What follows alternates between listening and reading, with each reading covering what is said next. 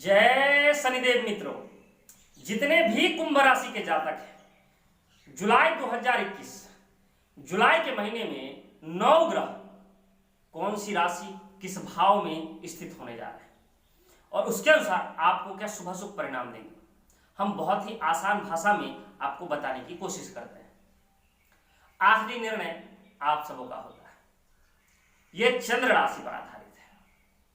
अगर आप विशेष जानकारी पाना चाहते हैं, कुंडली का विश्लेषण करवाना चाहते हैं, तो आप हमसे संपर्क कर सकते हैं। हम हर वीडियो में अपना फोन नंबर, व्हाट्सएप नंबर आपको देते हैं। छोटी सी दक्षिणा है हमारी। चैनल को सब्सक्राइब कर लीजिए, बेल नोटिफिकेशन ऑन कर लीजिए, शेयर कीजिएगा। हम लाइव भी आते हैं, वहां भी आप अपने प्रश्न हमसे पूछ सकते हैं, वो निःशुल्क है। तो शेयर जरूर कीजिएगा आप इस वीडियो को, ताकि अन्य लोग भी इसका लाभ उठा सके। चलिए, जितने भी कुंभ राशि के जातक हैं, जानते हैं जुलाई का महीना कैसा रहेगा। आपके राशि के स्वामी शनि होते हैं और शनि बैठे हैं द्वादश भाव में, 12वें घर में। ये व्यय स्थान है, खर्चे का स्थान है। इस समय आप अपने ऊपर, अपने कुटुंबजनों के ऊपर विशेष खर्च करेंगे और जायज खर्च करेंगे। फिजूल खर्च आपको पसंद नहीं आएगा, क्योंकि शनि स्वराशि के बैठे और राशि के स्वामी होकर 12वें में बैठे। व्यय स्थान है, दृष्टि धन पर है, तो खर्च तो होगा, लेकिन अच्छे स्थानों पर खर्च होगा, सही खर्च होगा। अपने ऊपर खर्च हो सकता है। यह हो सकता है कि आपको सेहत पर खर्च करवा दे, कुटुंबजनों की सेहत पर खर्च करवा दे, क्योंकि द्वादश में बैठे हैं। ये आपको परेशानी का भी स्थान है, तो हो सकता है आपको यहां पीड़ा दे दे। लेकिन स्वराशि का बैठा है तो धन लाभ भी करवा देगा। विदेश से संबंधित कई कार्य बनेंगे। कोर्ट कचहरी, केस मुकदमे आदि चल रहे हैं, तो उस पर विजय भी प्राप्त हो सकता है। इसके बाद आपके राशि में गुरु बैठे हुए हैं। गुरु आपके धन के और आपके 11वें लाभ के स्वामी होकर आपके राशि में बैठे। तो धन और लाभ के स्वामी जब राशि में बैठेंगे तो धन के मामले में आप कितना सजग होंगे। घर में कोई मांगलिक कार्य, शुभ कार्य होंगे, नौकर चाकर की वृद्धि होगी, बॉस आपसे काफी प्रसन्न रहेंगे, प्रेमी प्रेमिका के लिए बहुत अच्छा समय रहेगा, वैवाहिक जीवन बहुत अच्छा रहेगा, क्योंकि गुरु की 7वीं दृष्टि वैवाहिक स्थान पर रहेगी, तो वैवाहिक जीवन भी बहुत अच्छा रहेगा। 5वीं दृष्टि संतान भाव पर रहेगी, तो संतान के साथ संबंध कितने मधुर होंगे। आपका पद प्रतिष्ठा बढ़ेगा, धार्मिक कार्यों में रुचि बढ़ेगी, क्योंकि 9वें स्थान पर भी दृष्टि रहेगी। पंचम और नवम कितना अच्छा है, त्रिकोण पर दृष्टि है गुरु की, तो धर्म कार्यों में विशेष रुचि रहेगी आपकी। मन काफी आनंदित और प्रफुल्लित रहेगा। संतान को खुशखबरी सुना सकता है। जिनको संतान नहीं है, संतान के लिए बहुत समय से प्रयत्न कर रहे हैं, उनको भी लाभ होने की संभावनाएं नजर आ रही है। इसके बाद हम देखते हैं आपके तीसरे पराक्रम और आपके दशम के स्वामी मंगल होते हैं। मंगल आपके 6ठे भाव में 21 तारीख तक गोचर करेंगे। 6ठे के बाद ये आपके 7वें भाव में चले जाएंगे। 6ठे भाव 21 तारीख तक जब मंगल 6ठे में गोचर करेंगे, तो ऐसे तो शत्रुओं को विजय आपको दिलवाएंगे। शत्रुओं पर आप अगर कंपटीशन की तैयारी कर रहे हैं तो इसमें भी लाभ होगा, लेकिन आपको विशेष करके अपने सेहत का भी ध्यान रखना होगा, अपने माता की भी सेहत का ध्यान रखना होगा। वाहन आदि चलाते समय विशेष ध्यान रखना होगा, प्रॉपर्टी आदि खरीदते समय विशेष ध्यान रखना होगा। जब ये सप्तम में चले जाएंगे 21 तारीख के बाद, फिर आपको बहुत लाभ होगा, क्योंकि ये केंद्र में चले जाएंगे। केंद्र के स्वामी है, एक दशम स्थान के स्वामी है, अच्छा रहेगा। और दृष्टि चौथी दशम स्थान पर ही पड़ेगी, वृश्चिक राशि पर, तो नौकरी में बहुत पदोन्नति दिलाएंगे। बॉस के साथ अच्छा रहेगा, सामंजस्य बैठेगा, काम करने में आपकी इच्छा बहुत अच्छी रहेगी, आप प्रबल ताकत के साथ कार्य करेंगे और उसमें आपको लाभ भी होगा। चाहे आप नौकरी कर रहे हैं, व्यापार कर रहे हैं, जो सरकारी नौकरी कर रहे हैं उनको भी विशेष लाभ, जो सेना बल आदि में जाना चाहते हैं उनके लिए भी विशेष अच्छा, क्योंकि पराक्रम के स्वामी और कर्म के स्वामी सप्तम में जा रहे हैं। ये केंद्र स्थान है, तो अच्छा करेंगे। अब हम ये भी समझ लेते हैं कि किनके लिए ये अच्छा करेंगे, जिनकी महादशा और अंतरदशा चल रही है।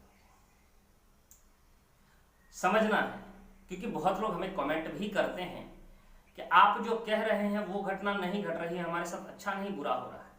अब आपकी दशा नहीं चल रही मंगल की, अंतरदशा नहीं चल रही मंगल की, तो कैसे लाभ होगा? और आप मांगलिक हैं, विशेष करके लग्न पत्रिका में मंगल की सप्तम पर दृष्टि है, या मंगल सप्तम में बैठा है, अन्य राशि में बैठा, खुद की राशि में ना बैठा हो, तो फिर वो जब गोचर बस आएगा तो आपको पीड़ा देगा। तो इस सब चीजों को समझना पड़ता है। इसके बाद हम आपको जानकारी देते हैं, और ये राशि फल है चंद्रमा के अनुसार है, तो इस पर विशेष जोर मत दीजिए। इसके बाद हम देखते हैं आपके चतुर्थ, इसके स्वामी शुक्र होते हैं। चतुर्थ और भाग्य, तो कितना अच्छा संयोग है कि इनके स्वामी भी 16 तारीख से 17 तारीख को ये आपके सप्तम स्थान में चले जाएंगे। तो अच्छा हो गया, वैवाहिक जीवन अच्छा रहेगा, क्योंकि गुरु की दृष्टि फिर रहेगी शुक्र पर, और शुक्र की दृष्टि गुरु पर। तो अविवाहित है तो विवाह प्रस्ताव प्राप्त हो सकते हैं, रोजमर्रा के कार्य अच्छे हो जाएंगे, लंबी दूरी की यात्रा हो सकती है, संभव हो।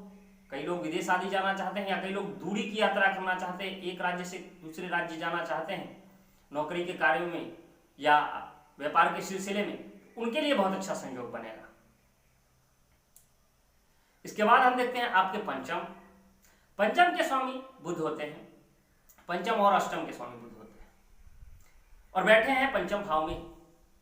8 तारीख को ये पंचम में चले जाएंगे, तो पंचम के लिए अच्छा हो गया। और मैंने पहले भी कहा कि गुरु की दृष्टि भी है पंचम पर, तो हमने कहा संतान से लाभ होगा, धर्म कार्यों में रुचि होगी, मान सम्मान की वृद्धि होगी, संतान से संबंधित कई सारे प्रश्न हल हो जाएंगे, संतान कोई खुशखबरी देगी।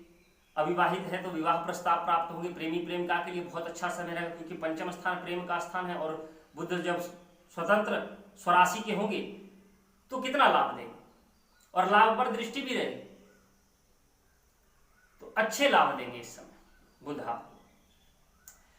चंद्रमा ये 2.25 दिन में राशि परिवर्तन करते हैं, आपके छठे के स्वामी होकर आपके दूसरे स्थान धन स्थान मीन राशि से गोचर कर प्रारंभ करेंगे। तो अच्छा है, ये 2.25 दिन में राशि परिवर्तन करते हैं। सेहत परेशानी आदि रहती है तो कम समय के लिए रहेगी, एक नक्षत्र एक दिन में भोग करते हैं, और राशि 2.25 दिन में, तो कोई परेशानी नहीं। चंद्रमा से आपको विशेष कोई परेशानी नहीं, ठीक रहेगा। हाँ, मन का उसके अनुसार चलना होता है, क्योंकि मन के कारक ग्रह कहे गए हैं, तो मन हमारा उसी के अनुसार रहता है। आप दूसरे भाव से गोचर करेंगे तो धन के प्रति विशेष मन हमारा रहेगा, तीसरे भाव में गोचर करेंगे तो हमारे भाई के प्रति विशेष मन हमारा जागृत रहेगा, छोटी यात्रा करेंगे, यात्रा विशेष लाभदायक रहेगी। इसके बाद हम देखते हैं राहु और केतु। राहु आपके चतुर्थ भाव में बैठे हैं, शुक्र की राशि में बैठे हैं, शुक्र के अनुसार उनको फल करना है। अगर आपकी दशा राहु की चल रही है, या अंतरदशा राहु की चल रही है किसी अन्य ग्रहों में, जैसे शुक्र में राहु की दशा चल रही है, तो बहुत अच्छे योग बनेंगे और आपको विशेष लाभ होगा। या बुध में राहु की दशा चल रही होगी तो भी इस समय आपको विशेष लाभ प्राप्त होंगे। सुख सुविधाओं की वृद्धि होगी, वाहन भूमि मकान आदि में वृद्धि होगी, घर बनाने में सक्षम होंगे आप। बहुत समय से आप अपना खुद का घर के बारे में सोच रहे हैं, तो ये भी आपको करवाएंगे। मंगल केतु पर दृष्टि देंगे 21 तारीख के बाद, तो केतु भी विशेष लाभ प्रदान करेंगे, नौकरी आदि में वृद्धि देंगे। सरकारी नौकरी करना चाह रहे हैं बहुत समय से, तो उसके लिए भी बहुत अच्छा समय रहने वाला है। सूर्य सप्तमेश होकर आपके छठे भाव में जा रहा है, तो यहां आपको अपने जीवन साथी के सेहत का विशेष ख्याल रखना होगा। शत्रु परेशान कर सकते हैं, इसका भी ध्यान रखना होगा। रोग हो सकता है, छोटी मोटी परेशानियां हो सकती है सेहत से संबंधित, इसका ध्यान रखना होगा आपको इस समय। तो आपने समझा 9 ग्रहों, विशेष जानकारी चाहिए तो आप फोन कर सकते हैं। कुंडली विश्लेषण करवाना चाहे तो करवा सकते हैं। हम हर वीडियो में अपना फोन नंबर व्हाट्सएप नंबर आपको देते हैं। 9 ग्रह देवी देवता शनिदेव आप सबकी मनोकामना